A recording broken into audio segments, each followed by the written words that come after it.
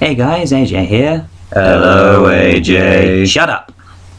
So, as you may have deduced, I'm a bit of a Sonic the Hedgehog fan. I recently clocked that Sonic Team occasionally make other games besides the Sonic the Hedgehog series and decided to download Nights into Dreams, a game originally released in 1996 for the Sega Saturn.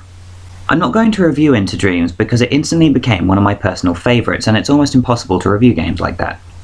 Let me put it in perspective. If Nights into Dreams counted as a Sonic game, it would be in my top 3 favourite Sonic games despite not actually having Sonic in it. Maybe in a few years' time I'll be bitter and grumpy enough. Nonetheless, I decided to take a look at Knight's Journey of Dreams for the Nintendo Wii. The game came out in 2007 but wasn't released in Europe until 2008.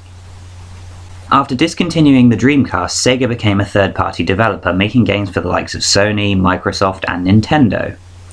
Yeah, you heard me correctly. Nintendo. Not only that, but over the years Sonic Team have made a number of games exclusively for Nintendo, this being one of them. Our protagonists are Helen and Will, both from the city of Belbridge, which is based on modern-day London. Just like Into Dreams, the male is an aspiring sports player and the female is a talented musician. They both have nightmares, Will because his father got a job somewhere and now has no time for him, and Helen because she doesn't spend much time playing violin with her mother anymore and feels guilty because of it. Upon going to sleep, they escape from their nightmares and find themselves in Nightopia, the land of dreams which is under threat from Wiseman. That's about as much as I can gather really, because Wiseman never actually tells us what his evil plan is, nor does he explain why he's doing it. All we know is that he's after the Idia like he was in the last game. In fact, the story as a whole doesn't flow brilliantly. It's just Wiseman and Rayala doing a bunch of eel stuff and Knights and the appropriate child putting a stop to it when they can find time between dicking around with blobs of water and chasing the stupid flying octopus. Every so often, Knights will get trapped in a cage and the child, who is referred to as the Visitor, has to get into the cage and duelize with Knights and chase after a bunch of colourful birds that hold the keys to the cage. Okay, so we have Wiseman, Idia, Knights trapped and being freed by dualizing with Visitor. Those of you who have played Into Dreams will probably be thinking this is all sounding very familiar. How about this then? The climax takes place around the clock tower in Belbridge where Knights is imprisoned and the visitors find they're able to fly on their own thanks to the Idia of Courage. The two children team up and Knights clones itself, allowing both of the visitors to fight Wiseman together and save the day. Night. Later, the two meet up in the real world after they wake up, and I don't have the footage because you need a decent score and my grades sucked. Had I replaced Belbridge with Twin Seeds, I would be describing the plot of Into Dreams pretty nicely. I understand that you're giving fans what they want, but was it really necessary to copy and paste all that from Into Dreams? That's the kind of thing I'd expect from... So what do they add? A pompous owl who does nothing but state the obvious or give exposition, way too many cutscenes for my liking, a bleak hub world that looks like there must be a cemetery nearby, and the major difference that irritated the fuck out of me when I started playing. Some of you will be able to guess what it is. Unlike Into Dreams where all of the characters were practically mute, Journey of Dreams has full dialogue, and sometimes I really wish it didn't, because while it does give much needed context, it's pretty basic and sometimes outright dumb.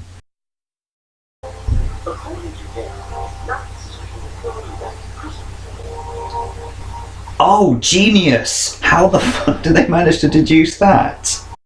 Rayala is a good example.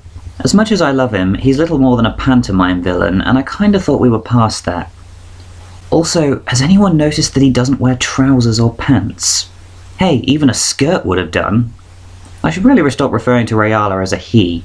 I hope I don't start any debates in the comment section. Actually, the writing wasn't my issue. It's alright for the most part, at least. My beef is with the accent. The actress who played Knight seems to have been educated at the Dick Van Dyke School of English Accents. She's... inconsistent. Not only that, but because she's struggling to maintain her fake accent, she doesn't deliver her lines properly half the time. And if you thought her voice acting was bad, Riley O'Flynn, who voices Will, wasn't even trying. Helen isn't brilliantly done either. She always sounds like she's asleep, probably because she is. Owl is probably the best in terms of voice acting.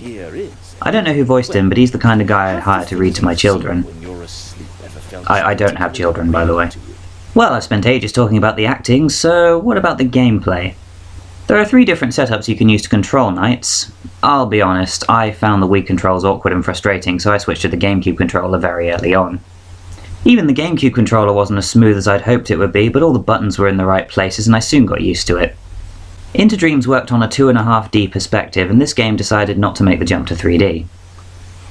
More fan-pleasing, I suppose, but I found it a bit disappointing because while the 2.5D in Into Dreams worked brilliantly, it was only there due to the limitations of the mid-90s, and as such, I can't see why they wouldn't make Nights fully 3D and open world. That would be pretty amazing in my opinion. As I mentioned 3 paragraphs ago, the game grades you, which isn't surprising because, well, Sonic Team. In fact, correct me if I'm wrong, but I think Into Dreams was the first game Sonic Team did that had the grading system. I don't mind it really, because they didn't do the annoying thing that they did in Into Dreams where you have to get at least a C rank in everything in order to do the final stage. You do if you want the real ending though. Mine were all across the board from A to E and everything in between, inconsistent being one of my many middle names. Perhaps in the distant future, when I have time on my hands, I'll go back and up my grades. Who knows? The game definitely has something to drive everyone away. Newcomers might be put off by the lack of 3D and simplistic story, and long-time fans might be put off by the inclusion of things that nobody asked for. So, what do I think of this game overall? I fucking love it. Yeah, I know what you're thinking. Why? Why? After everything you've said, all the complaints you've made, all the... Okay, let me explain.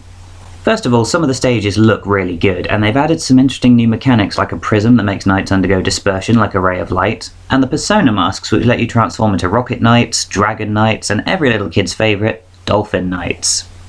I love all of Helen's flying stages, except for that stupid musical note stage, that can go fuck itself. To be fair though, despite getting a little frustrated over it, it wasn't a big deal and the tune was nice.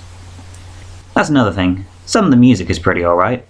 I guess it really depends on your personal taste, but I'd say it's as good as Into Dreams, though in my opinion not as memorable. In fact, the only mission I truly can't stand is that one with a tornado. In terms of visuals, Journey of Dreams beats Into Dreams by a mile. All of the stages are as good as, if not better than, their Into Dreams counterparts, with the exception of Pure Valley, which is a bit of a bore. Also, I kinda wish they'd have had a proper snow level. Okay, so I like some of the stages, but surely that's not enough to make me love the game. So why, AJ? Why do you love this game? Pray tell. I don't know. How do you explain love? It's an inexplicable feeling. Fine, I'll give it a go. I think it's mainly to do with the final stage. It definitely isn't nostalgia because I'd only just finished playing Into Dreams when I started Journey of Dreams, but whatever it was, I felt physically sick with happiness after playing that stage. I'm not joking. If a game does that to me, then that's it. I can no longer review it, making this entire video pointless. I will stress that most of my reviews are first-time playthroughs, which means I can't prepare for eventualities like this in which I pick up a game thinking that I'm going to hate it and being completely taken by surprise. Okay, so Journey of Dreams is now one of my guilty pleasures, but I'll try and summarise as professionally as I can. While I didn't enjoy most of the cutscenes or the rehashed story, I still enjoyed flying around as knights, and that's the game's main focus. There are stages where you have to walk around as Will and Helen, but they're more than tolerable if you can cope with the camera's inverted X-axis. Knights controls almost as well as Into Dreams, and flying through rings and defeating bosses is still fun. Speaking of bosses, some of the boss music is very reminiscent of Sonic Rush, make of that what you will. All in all, I like the boss fights in this game, except for this fucking chameleon. They make use of some interesting new mechanics, and I like that.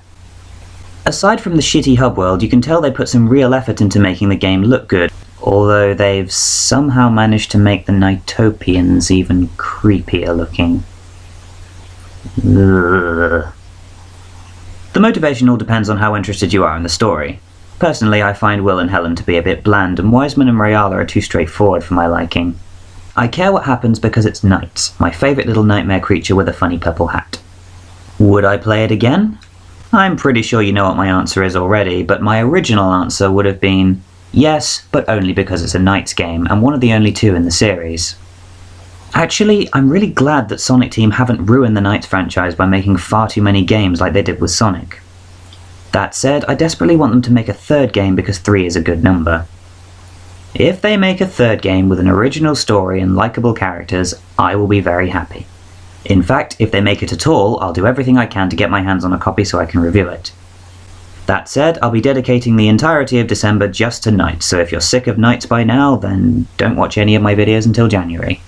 Got a favourite childhood game you want me to ruin? leave me a comment.